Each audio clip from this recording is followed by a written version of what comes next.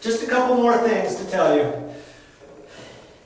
If you don't want to mark all these, if you've got a lot of areas, you've got this here, you got one here, one here, one here, one here, and all of a sudden you got everything marked up.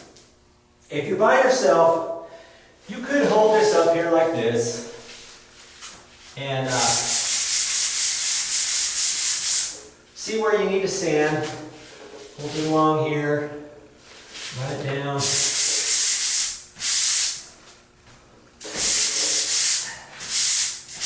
Just try to keep the light out of the way as you're sanding, so the dust, most of the dust goes down here.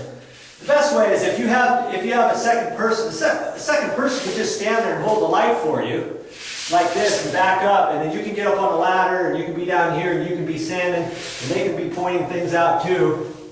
But when you get all done sanding, the main thing is you want to sand and finish it. If you got a mark here, you're going that way, you want to finish it going up and down.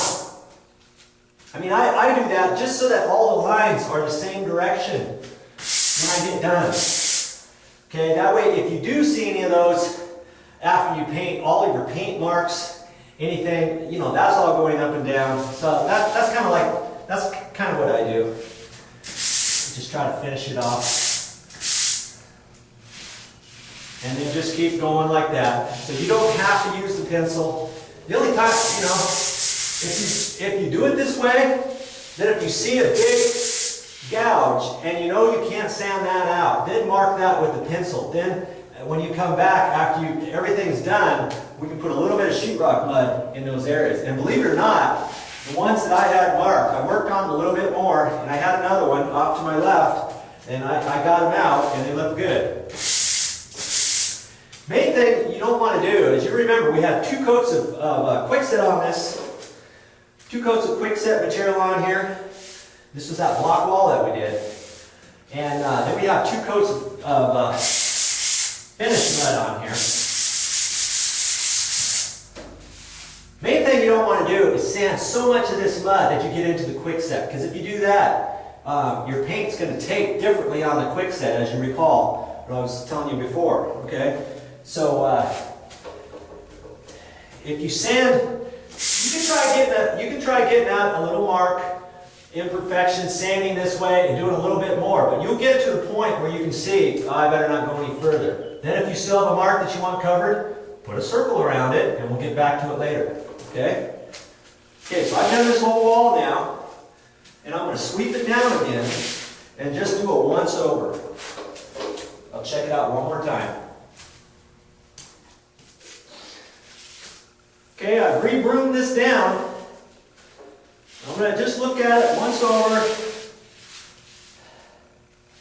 Yeah, it looks good.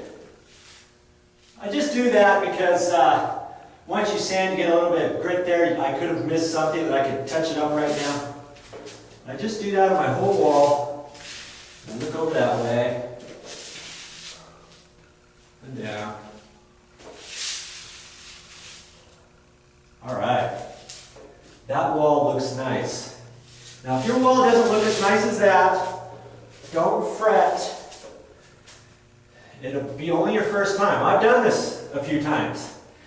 So you get better each time you go. If you got imperfections now, don't be too disappointed. Go ahead and circle the areas, and then you're going to mix up some tight skin material, and you're just going to put over those areas, and that's really easy to do at this point. I'll show you how to do that too. I'm going to check some other walls now. This wall is good to go for priming and painting.